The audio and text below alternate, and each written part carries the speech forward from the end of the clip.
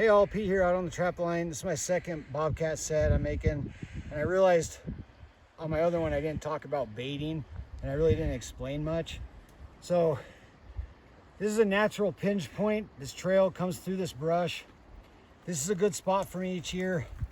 Again, what I've got is I got my 2 double longs down in there, and you want to make sure nothing's interfering with the jaws at all. So these 2 sticks that go across to force them to step on these pans, they're anchored into the ground really good. Nothing can bump them and move them.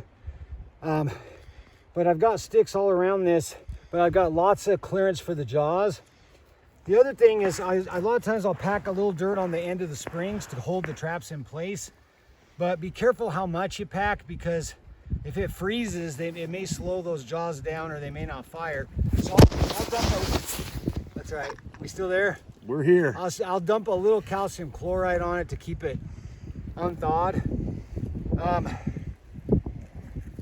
Another thing I just thought of is, you know, after you're done kind of putting everything in there, you want to check and make sure nothing dropped down under your pans. And then I use the spring from the trap chain to put underneath the slack jaw. And so those traps are bedded really good. The cat coming through, he's got a step there. The only place that he could maybe screw around a little bit is he could go up over this. So I'm gonna fence this a little bit right here with something, just to, because I don't want him going through this way. You know, so you could just use anything you've got to fence it. And it doesn't take much. You know, so that should be plenty. But you want to make it look like a nice clear path for your kitty cat to go through. And then for bait, you guys, I'm not down in any of the lure makers, but I am convinced, man, cats love skunk. So all I use for bait is I take some fish oil, crawfish oil, shellfish oil, and some glycerin, and then in this size I put 4 ounces of tinctured skunk. So it's not pure quill oil, but it's tinctured, and then you got to shake it up because it kind of separates. And then I cover this thing with skunk smell. I mean, I cover it. I cover it right in the middle of the 2 traps is where I want to put my smell. And I put some at different spots. I'll put some up high for the wind. And I could smell my sets like over 100 yards away, man. I could smell them because I put a lot of skunk.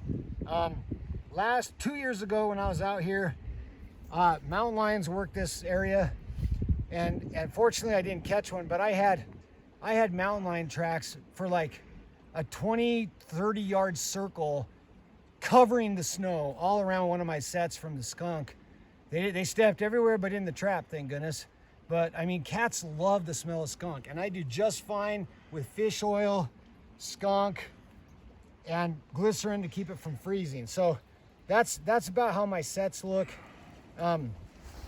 Again, you want to give the cat a place to step.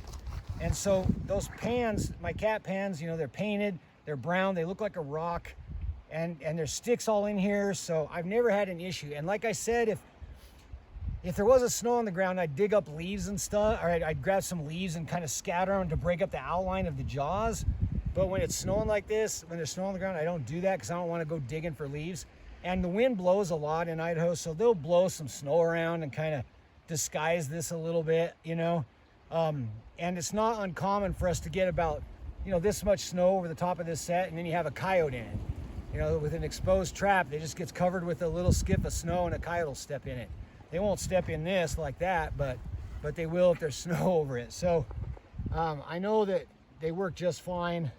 I'm gonna go ahead and just I didn't put much dirt on top of these, but I'm just gonna put a little calcium chloride on top. The downside to doing calcium chloride is the salt. So deer and mice and all kinds of stuff like it, porcupines. But what I've found is once it absorbs into the dirt, stuff doesn't dig it up anymore. So, you know, by the time we get back to town, that calcium chloride is going to have been activated. It's going to be melting into the dirt, and I don't have to worry about something digging them out. The only downside to calcium chloride is just that it's corrosive on the traps, which I've already talked about in other videos. That's why I paint them and dip them in Full Metal Jacket to protect the trap more than anything else. But also after a week or so, you know, it's kind of lost its thermal properties. So by that I mean it heats up.